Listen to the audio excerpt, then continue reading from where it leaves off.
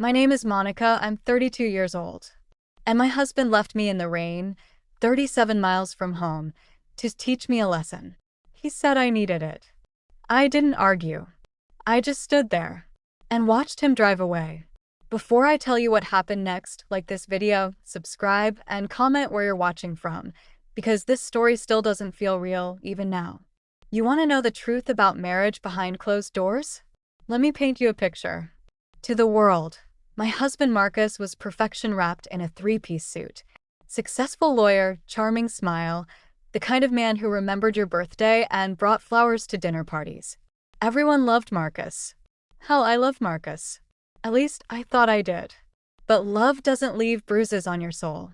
Love doesn't make you count words before speaking, doesn't make you rehearse conversations in your head until your throat burns from the fear of saying something wrong.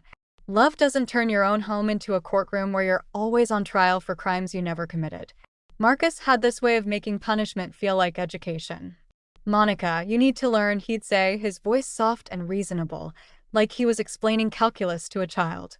"How else will you grow as a person?" And God help me, I believed him. For 3 years, I believed that every humiliation, every calculated cruelty, was just another lesson in becoming the wife he deserved. The night everything changed started like so many others, with me failing to meet his impossible standards. We'd been at his firm's annual dinner, and I'd laughed too loudly at his partner's joke. That was it. That was my crime. I'd laughed with genuine joy for exactly 4 seconds, and somehow that made me a disappointment, an embarrassment, a wife who couldn't control herself in public. The silent treatment started in the car. 20 minutes of suffocating quiet while rain drummed against the windows like angry fingers. I knew better than to speak first. I'd learned that lesson already, learned it until my bones ached with the knowledge. So I sat there, hands folded, watching the world blur past through tears I couldn't let fall. "Pull over," he said suddenly, his voice cutting through the silence like a blade. My stomach dropped. "Marcus, what?" I said, "Pull over." His tone was calm, controlled, the same voice he used in court when he knew he'd already won. "Right here." We were on a back road I didn't recognize. Nothing but darkness and rain and the occasional flicker of distant farmhouse lights. My hands shook as I guided the car to the shoulder, gravel crunching under the tires like broken bones. "Get out." 2 words. That's all it took to shatter what was left of my world. I turned to look at him, searching his face for some sign that this was another one of his twisted jokes, another way to watch me squirm before he graciously forgave me. But his eyes were cold, empty, like looking into the void. "Marcus, please. It's raining, and I don't even know where we are." He leaned across me, his breath warm against my cheek as he opened my door. The sound of rain immediately filled the car, along with the smell of wet earth and my own rising panic. "You need to learn, Monica. You need to understand that actions have consequences. Maybe a long walk will help you think about how to behave like a proper wife." I should have fought. I should have screamed, should have grabbed the wheel, should have done 1,000 things that might have changed what happened next. Instead, I stepped out into the storm like the obedient little wife he'd trained me to be. The rain hit me like a slap, soaking through my silk dress in seconds, turning my carefully styled hair into wet ropes against my neck. "Marcus," I whispered, but the door was already slamming shut. He didn't even look at me as he moved to the driver's seat. Didn't acknowledge my existence as he put the car in drive. I stood there, watching my own taillights disappear around a curve, and something inside me died. Not hope, I lost that long ago. Something deeper. Something that had been holding me together with spit and prayer and the desperate belief that if I just tried harder, loved harder, bent further, he might finally see me as worthy. The rain was merciless, each drop a tiny violence against my skin. My phone was dead, had been for hours, because I'd forgotten to charge it and forgotten things weren't allowed in Marcus's world. I was 37 miles from home, in the middle of nowhere, with no way to call for help and no one who would even notice I was missing until morning. That's when the laughter started. Not happy laughter, the kind that bubbles up from someplace dark and broken, the kind that means you've finally snapped. I laughed until my sides hurt, until tears mixed with rain on my cheeks, until the sound echoed off the empty road like a prayer or a curse. He wanted to teach me a lesson? Well, congratulations, Marcus. Mission accomplished. I'd finally learned the truth about our marriage, about the man I'd given 3 years of my life to, about the future I'd been building with someone who saw me as nothing more than a project to be corrected. If you've ever felt invisible in your own life, drop a comment below and let me know where you're watching from. Because what happened next changed everything. The headlights appeared maybe 10 minutes later, cutting through the darkness like salvation. At first, I thought Marcus had come back, that maybe some tiny part of him had remembered he was supposed to love me. But as the vehicle got closer, I could see it was wrong. Too big, too high, moving with a confidence that Marcus had never possessed. A black pickup truck pulled up beside me, engine purring like a satisfied cat. The window rolled down, and I found myself looking into eyes I recognized, eyes that had been watching over me for longer than I'd ever admitted to myself. "Ma'am," he said, his voice exactly as I remembered, deep, calm, unshakable. "Looks like you could use a ride." This is where I need to tell you something I've never told anyone, something that changes this entire story. My maiden name isn't just Monica something or other from a middle-class family with middle-class problems. My father was Vincent Kozlov, yes, that Kozlov, the one you've read about in Forbes, the one who built an empire from nothing and trusted no one completely. When I turned 18, Daddy insisted on protection.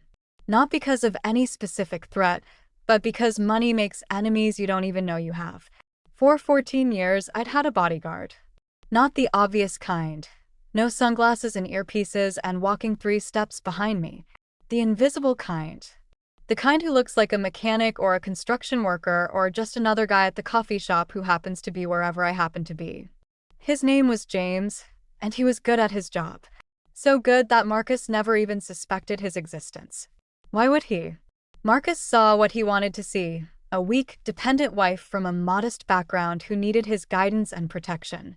He never bothered to ask questions about my past, never wondered why I never seemed worried about money or safety or any of the things that kept him awake at night.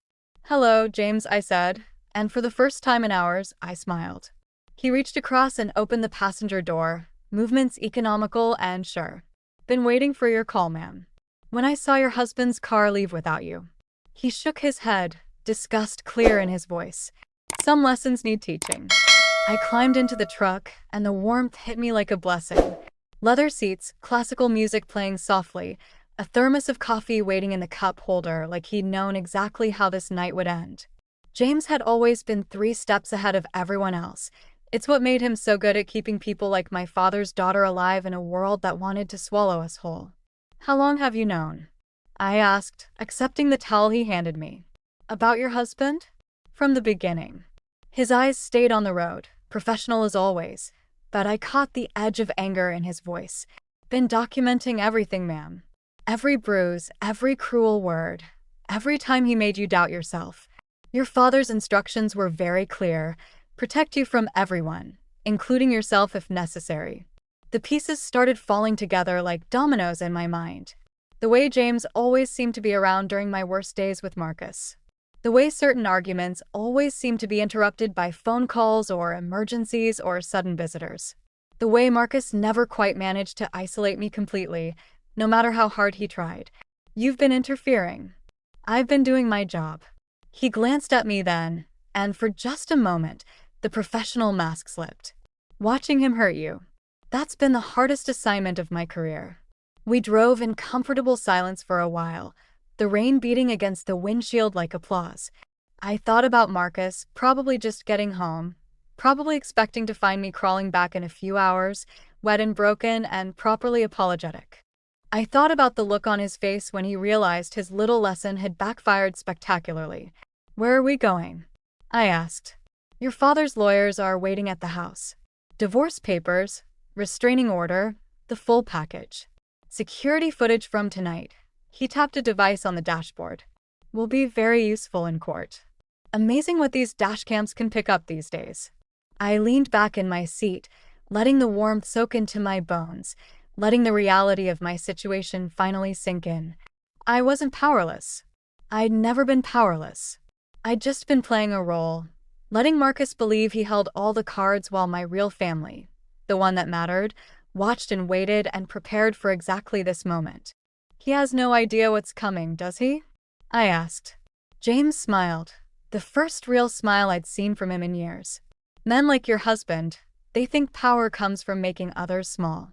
They never see the storm until it's already destroyed everything they thought they owned. The next few hours were a symphony of consequences. Marcus arrived home to find the house empty except for a process server and 2 police officers. By morning, every cruel thing he'd ever said or done was documented in legal papers thicker than his ego. The firm he was so proud of? They don't keep partners who make headlines for domestic abuse. His social circle? Turns out controlling, manipulative men aren't quite so charming when their masks slip in public. But the real lesson, the one that would haunt him for years, wasn't about losing his job or his reputation or his carefully constructed image. It was about power and how little he'd actually had all along. Every time he thought he was teaching me something, I was learning all right. Learning to document, to remember, to build a case that would eventually destroy him. If you're thinking this sounds too good to be true, drop a comment below. Because the truth is, most of us don't have bodyguards or trust funds or fathers who can make problems disappear with a phone call. Most of us have to find our own way out of darkness, have to save ourselves with whatever tools we can find. But here's what I learned that night, shivering in the rain while my husband drove away. Sometimes the biggest lesson isn't about how to be a better victim. Sometimes it's about recognizing that you were never a victim at all, just someone who forgot how strong they really were. The divorce was finalized in 6 months. Marcus tried to fight it, tried to paint me as vindictive, tried to claim he was the real victim in our relationship. But judges don't like men who abandon their wives on dark roads in the middle of storms, and juries don't sympathize with emotional abusers who get caught on camera.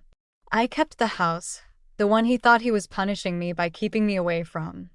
I kept my dignity, my father's money, and my bodyguard who'd become something closer to family than any husband ever had. Marcus kept his lessons about consequences, learned the hard way that cruelty only works when no one is watching. And sometimes, late at night when the rain hits my windows, I remember standing on that dark road, watching my taillights disappear. I remember the moment I stopped being Monica the wife and started being Monica the woman who had not be broken again. I remember the sound of James's truck pulling up like cavalry in the darkness. He wanted to teach me a lesson that night. But the lesson I learned wasn't the one he intended. I learned that I was worth saving. I learned that love doesn't require you to shrink yourself down to fit someone else's expectations. I learned that the strongest people aren't the ones who never fall. They're the ones who know exactly who to call when they do. Marcus is still out there somewhere, probably with some other woman he thinks needs his particular brand of education. But every now and then, I hear through mutual acquaintances that he asks about me. Wonders how I'm doing. Wonders if I ever think about our time together. I do think about it. I think about how 3 years of my life were spent learning to be smaller, quieter, more apologetic for taking up space in my own existence.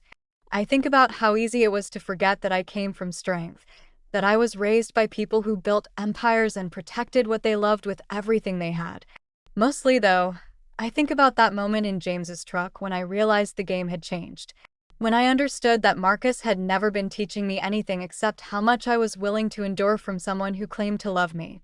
The real education came later, in courtrooms and lawyers' offices and quiet conversations with my father about why he'd never stopped watching over me, even when I thought I didn't need watching. "You're my daughter," he'd said simply. "That makes you precious. And precious things get protected, whether they know it or not. Some people call it privilege. They're not wrong. But privilege used to protect yourself from men who mistake cruelty for strength? That's just good sense." Subscribe if this story resonated with you, because there are more where this came from. Stories about women who forgot their own power until someone reminded them. Stories about the moment everything changes, when you realize you're not the person things happen to, you're the person who decides what happens next. He wanted to teach me a lesson.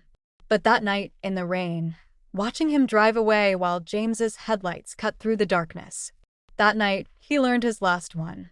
If you've ever been underestimated, controlled, or punished for loving someone, comment, "I survived," below. And don't forget to subscribe, because sometimes we all need reminding that our stories don't end where other people think they should. The rain stopped eventually. It always does. But the lessons? Those last forever.